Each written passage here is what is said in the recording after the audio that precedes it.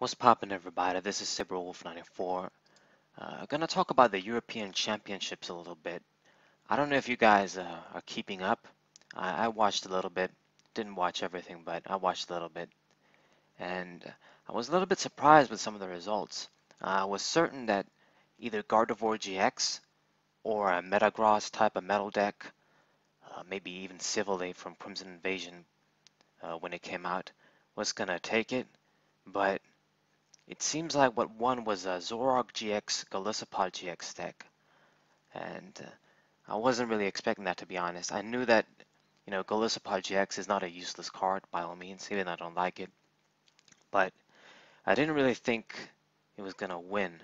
I suppose the dude ran a really consistent deck, run a full line of Zoroark and Zoroark GX for the draw shit, and he also ran a lot of Bridget. He ran 3 Bridget, I guess to have a better chance of opening it up early. And then, the dead cards, you can easily get rid of them with Zoroark. And that's actually a sound strategy, if you ask me. Ran a lot of puzzle at times too. I guess as opposed to reuse Enhance Hammer. 2 Enhance Hammer is a solid number as well. Get rid of all those double colorless energy and shit. And the deck performed quite well, to be honest. I wasn't really expecting a deck like that to win. But I guess if you do shit right, you don't have to run the best deck, of course, proven time and time again. Probably my favorite deck that came, I believe it was fifth place, I'm not sure, was a Buzzwole, not Buzzwole, Lycanroc deck. Pretty much the type of deck that I really like, you know, all about Lux Chomp. The whole concept is based around, Lux Chomp. You got Buzzwole, can attack like really cheap, really quick, 60 damage, and you got Lycanroc, do that, pull up effect, and you got extra damage with Regirock and shit. Pretty cool. I'm glad that deck kind of topped. It's your kind of disruptive, fast, easy to use kind of deck. Run a lot of max elixirs. Not sure how I feel about that with 4 strong energies, but he didn't have a focus on Lycanroc GX that much. There were no DCEs in the deck, so I guess the focus was more about Buzzwole. You would use Lycanroc maybe as a backup attacker, and you use him for the ability. Not sure if a 2 Lycanroc line is enough if you really want to abuse pulling, but it worked out for him, so that's very good. Possibly the most interesting deck that, I did say that this shit happens when when I saw Raichu and did my Burning Shadows review, was a Heatmore Raichu deck. Now this deck, it's pretty much built around Raichu's Evo Shock.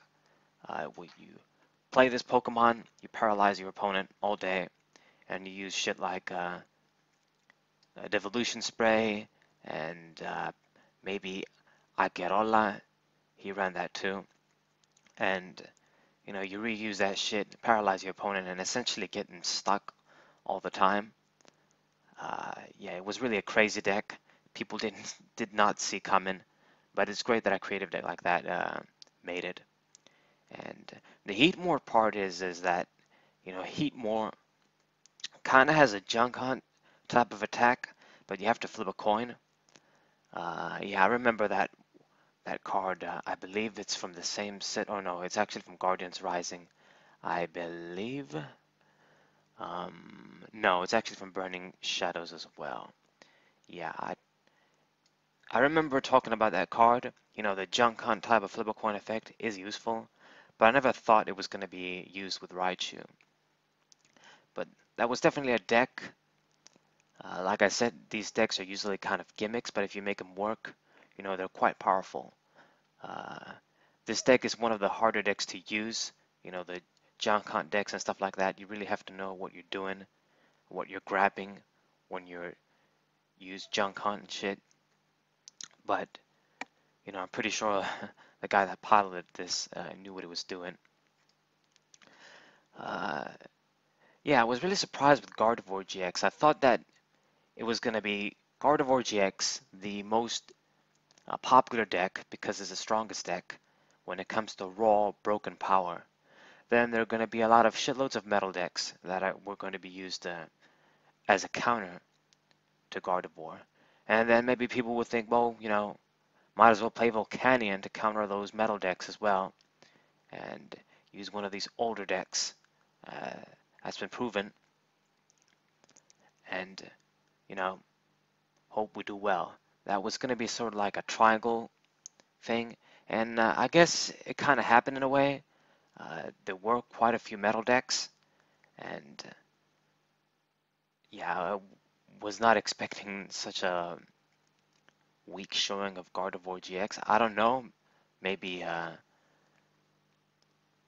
it probably was very popular. I don't know, maybe because it's expensive too. But when I look at the articles at the Charizard Lounge, it seems like only one of them topped. I mean, it was top 3, but uh, when it comes to the top decks, top 8, what have you, yeah. But that deck is still pretty strong. Um, I don't know, maybe thanks to Registeel too, the new guy from Crimson Invasion. I knew that card was going to be pretty good. Uh, Grabbing energies. A lot of these metal attackers are kind of easier to power up now, and especially if you use max elixirs and stuff like that. There's also a Decide Eye GX deck. Use Zoroark GX too. So even without the grass forest of giant plants, that deck, yeah, it's still pretty good. It doesn't really surprise me. I always thought that deck was good. It's pretty powerful. Probably not that amazing against something like Gardevoir, maybe, but the guy that got 12th place also ran Zoroark GX. So a lot of Zoroark GX, not that surprising. That draw ability is good. But yeah, there was another Zoroark GX Golisopod actually on 24th place, now that I look at it. And second was actually Civilly GX. That Pokemon obviously is good, like I've said. And if they release more memories, it's going to be even better. But yeah, interesting results. I think I'm going to talk about, TCG decks and, well, what tops and things more often.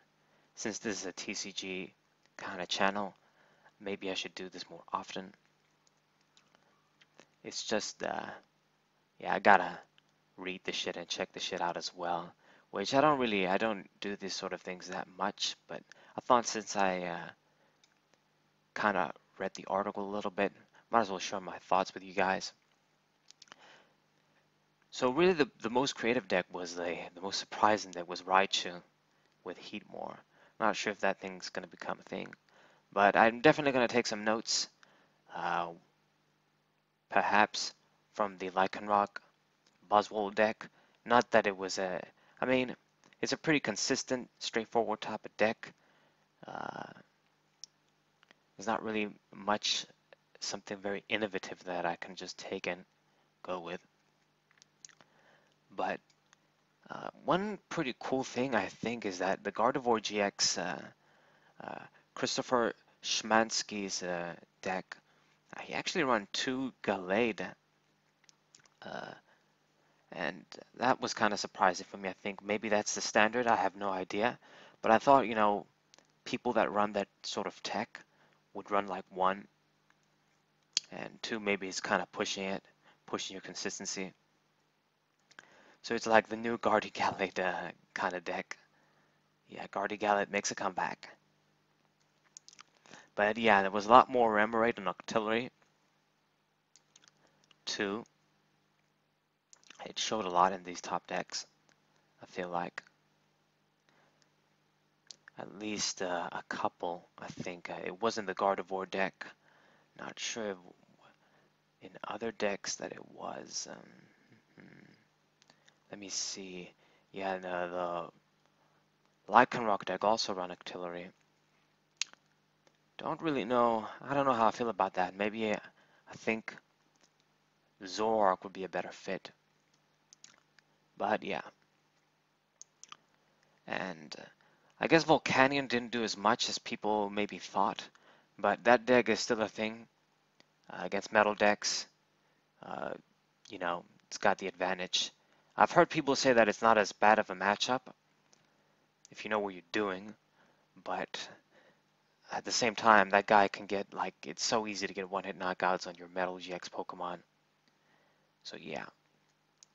So, pretty interesting results. I'll have the Charizard Lounge article in the description. I think it's cool to read these things, especially if you guys aren't very experienced. Maybe you can take some notes, read a lot of the stuff. They have a lot of good shit, the Charizard Lounge. Anyways, guys, SaberWolf94. Hope you guys enjoyed this little rant. Hope you guys subscribe, share this with your friends, leave a like, and what's up?